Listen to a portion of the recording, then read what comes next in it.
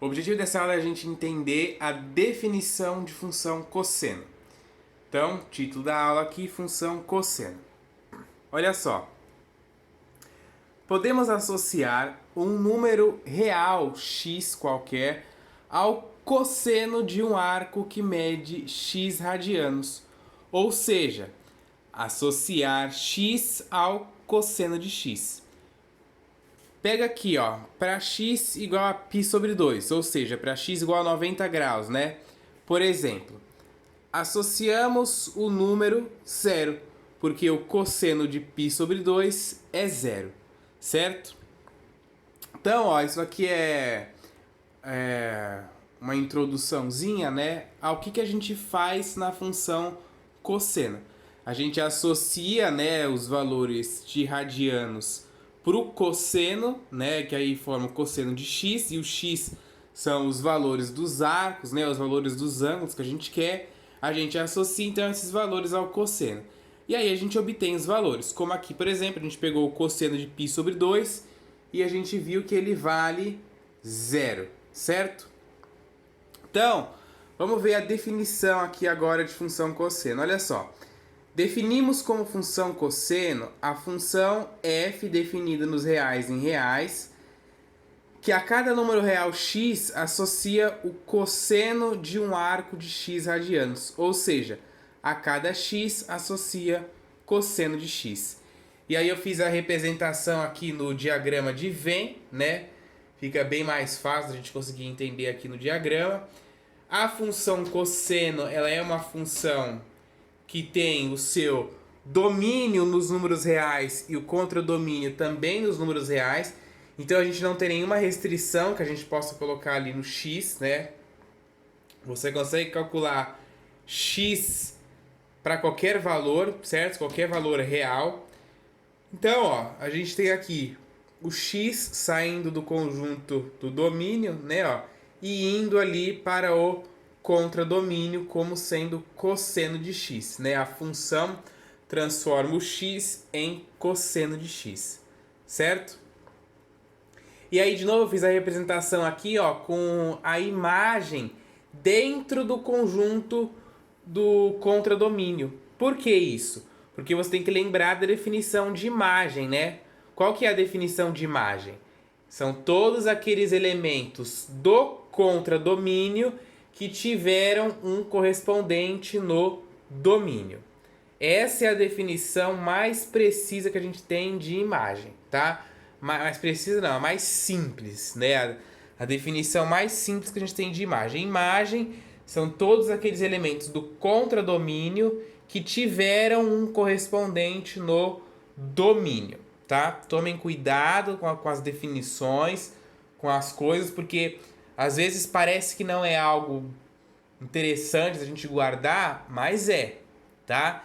E isso aqui é válido para todas as funções. A definição de imagem ela é a mesma para a função do primeiro grau, para a função do segundo grau, do terceiro grau, exponencial, logarítmica e agora nas trigonométricas, certo? Então, ó, inicialmente vamos esboçar o gráfico de f de x igual a cosseno de x para x pertencente ao intervalo que vai de 0 a 2π. Bom, aí tem umas palavras, né, que a gente tem que entender. Aqui, ó, eu gosto de reforçar bem a palavra esboçar. Porque o que eu sempre falo é que o que a gente faz na lousa é sempre um esboço do gráfico. O que você faz na lousa, o que você faz no caderno, o que você faz numa prova, o que você faz nessas coisas, são esboços do gráfico. Por que é um esboço? Qual que é a diferença de esboço e de construir de fato o gráfico? Quando você constrói o gráfico, e a gente está, principalmente quando a gente está aqui estudando, né, funções que têm o seu domínio nos números reais, que você pode colocar qualquer valor aqui para x, quando você constrói ela, você mostra a função inteira, que é o que a gente faz lá no GeoGebra, que é o que a gente faz em outros aplicativos que tem também de construção de função. Lá você constrói. Por quê? Porque você mostra todo o domínio da função. Você mostra a função inteira. O que a gente faz aqui é mostrar uma parte do gráfico da função. Então a gente faz um esboço, tá? É importante você saber diferenciar a palavra esboçar e construir, tá? Esboçar é uma coisa, construir é outra.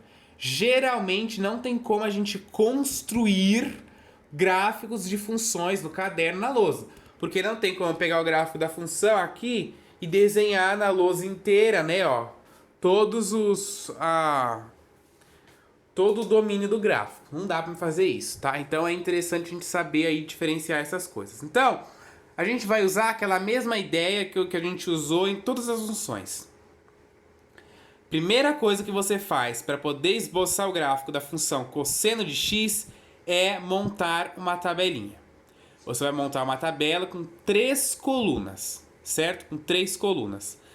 A primeira coluna, que é esta coluna aqui, ó. Deixa eu ficar mais de longe para aparecer a tabela inteira, pera aí. Essa primeira coluna aqui é a coluna do x, que são aqueles valores que você vai colocar para x. Na função trigonométrica seno e cosseno, eu aconselho a colocar sempre esses valores aqui. Depois desse vídeo, eu vou fazer função cosseno no GeoGebra, vou mostrar o gráfico dela no GeoGebra. E lá, inclusive, eu vou comparar a função cosseno com a função seno também. Não sei se vai ser no mesmo vídeo, se eu fazer um outro vídeo separado só para comparar elas, eu vou ver. Aí, lá a gente não precisa, né? Evidentemente, você não precisa montar tabela nem nada. E lá todos esses valores aqui estão embutidos. Aí a pessoa pergunta, bom, aqui a gente tem o 0, o 90, 180, 270 e 360. Aí a pessoa fala, mas e os outros valores? E o 30, o 45, o 60, o 135? Onde eles estão? Eles estão embutidos. Quando você desenha o gráfico, ó, isso aqui é o primeiro quadrante, aqui é o segundo, aqui é o terceiro, aqui é o quarto. Então todos os valores estão embutidos aqui, certo? Então, ó, vamos começar aqui com 0. Aí você monta a coluninha para o x, monta a coluna aqui para você colocar, né, fazer as contas, e uma outra coluna para os pares ordenados. Então vamos começar aqui, ó, vamos substituir o x por 0. Então eu vou calcular o quê? F de 0. Então eu venho aqui, tiro o x, ponho 0. E ali é a mesma coisa, tiro o x, ponho 0. Então vai ser f de 0 igual ao cosseno de 0. Quem é o cosseno de 0? 1. Então, quando o x é 0, ó, o y vale 1. Coloquei lá no meu par ordenado. Depois aqui no π sobre 2, tira o x e bota π sobre 2. F de π sobre 2 é igual ao cosseno de π sobre 2. Quanto que vale cosseno de π sobre 2? Cosseno de 90 graus. 0. Então, quando o x vale π sobre 2, o y vale 0. Certo? Depois aqui, ó, x sendo π. Então eu vou calcular f de π. Tira o x e bota π. Vai ficar f de π é igual ao cosseno de π. Quanto que vale aqui cosseno de π? Vale menos 1, né? O cosseno de 180 graus. Vale menos 1. Então, quando o x é π, o meu y é menos 1. Aí a gente tem o 3π sobre 2 depois, ó. Tira o x e bota 3π sobre 2. Vai ficar o f de 3π sobre 2, que é o cosseno de 3π sobre 2, que é 0. Depois aqui 2π, ó, f de 2π, tira o x e bota 2π, cosseno de 2π vale 1. Então, quando o x é 2π, o y vale 1. Montei a minha tabela e montei já os meus pares ordenados. Agora o que eu faço? Vou lá e ligo no gráfico. Outra coisa, esses valores, tem gente que fala, bom, mas eu vou ter que decorar esses valores? Não necessariamente. Se você não, sei lá, não decorar, esquecer, né, é interessante que você saiba, porque fica mais fácil, né? Você sabe, cosseno de 0, 1, cosseno de π sobre 2, 0, menos 1, 0 e 1. Não é difícil decorar isso, né? E no cosseno é ao contrário. Né? No cosseno é ao contrário, até porque o cosseno de 0, desculpa, o seno, né, na função seno é ao contrário. O seno de 0 é 0. Aí depois o seno de π sobre 2 é 1, 0, menos 1 e 0. Né? Aí os valores aí ficam ao contrário. É interessante que você saiba de cabeça porque fica mais fácil.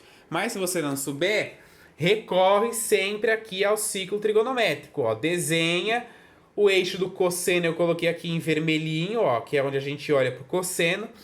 E aí você vê, vai fazendo, ó, cosseno de 0. O 0 tá aqui, né, ó, no começo, então o cosseno de 0 vai ser esse pedacinho aqui. Aí você lembra que essa circunferência é a circunferência unitária. O que é a circunferência unitária? É a circunferência que o raio vale 1. Então essa medida aqui está sendo representada pelo raio. Então o raio vale 1, então o cosseno de 0 é 1. Depois aqui, ó, cosseno de π sobre 2. Eu vou olhar nesse eixo. Então, ó, o cosseno vai estar aqui no 0, né? Portanto, cosseno de 90 é 0. Depois, para o lado negativo, onde está o π aqui, ó. Cosseno vai ser toda essa medida, que é como se estivesse sendo raio. Então é menos 1 porque está para o lado negativo. Depois aqui, cosseno de 3π sobre 2 vai ser 0. E o cosseno de 2π vai ser 1, tá? Se você não sabe de cor os valores, recorre ao ciclo trigonométrico que lembra. E agora a gente pode já, né, montar lá o nosso gráfico. Então eu vou ligar aqui, ó, o primeiro par ordenado, 0 e 1, 0 do x com 1 do y, então o ponto vai ficar exatamente aqui.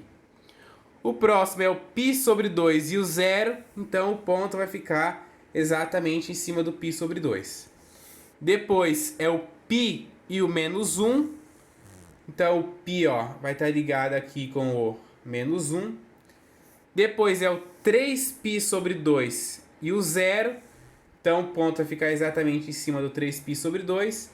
E por fim a gente tem aqui, ó, o 2π e o 1. 2π está ligado com 1. E aí a gente traça o gráfico. Na hora de traçar o gráfico do cosseno, ó, você vem aqui, faz essa voltinha e ele fica...